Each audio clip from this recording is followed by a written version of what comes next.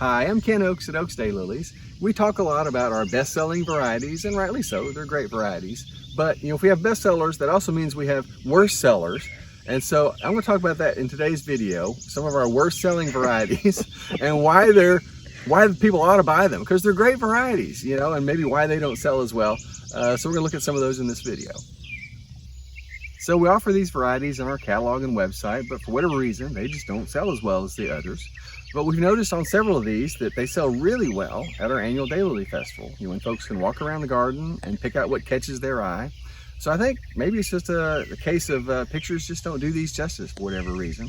So hopefully, some of the video we're going to look at today, will maybe encourage you to give some of these a try.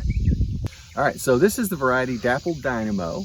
It's got a cool name. It's kind of appropriate because it's kind of dappled. It's got these speckles on it. If you zoom in there, you can see, it's kind of the base color is sort of a light yellow, and it's got these, what would you call them, sort of maroon speckles all over it. So Dappled Dynamo is a good name.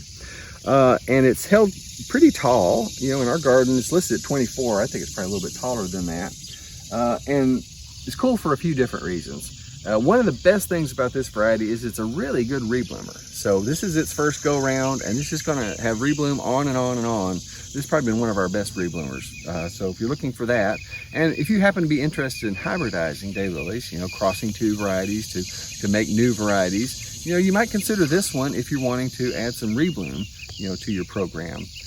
I'm not sure how exactly it would work, but I would think this sort of a soft color might work well. You could put another color on this. So, if you could get this in a nice reblooming red or pink or whatever color you like, you want to work for. So this is Dappled Dynamo. You might want to give this one a try.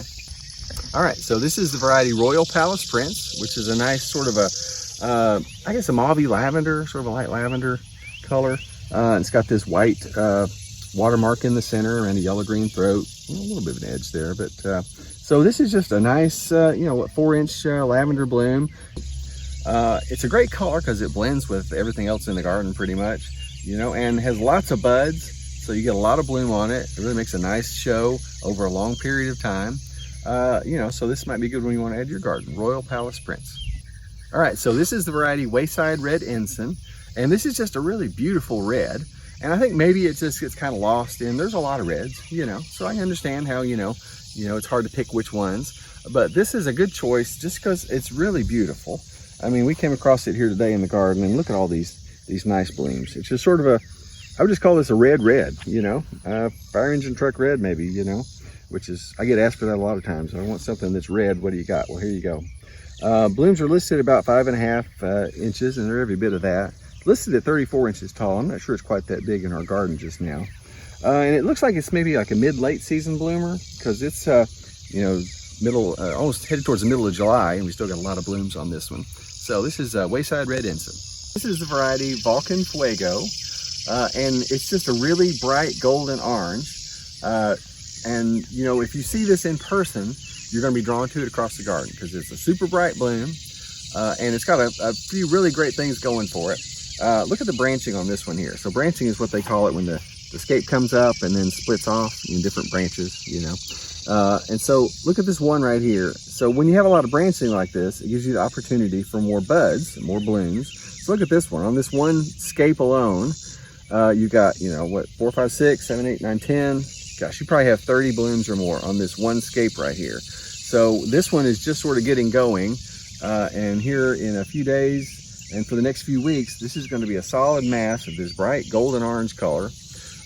It's a late bloomer, which is kind of cool because it lets you extend your season by adding this one, so it'll get your season longer.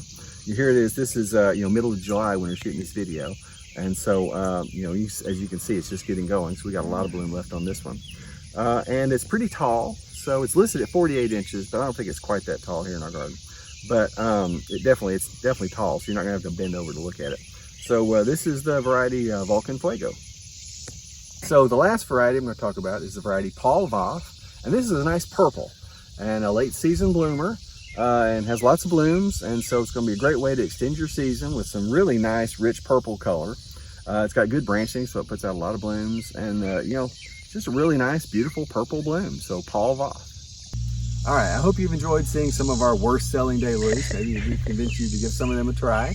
Yeah, we got a lot of videos about daylilies. You might want to check out this one. It's been really popular on how to plant a daylily bed.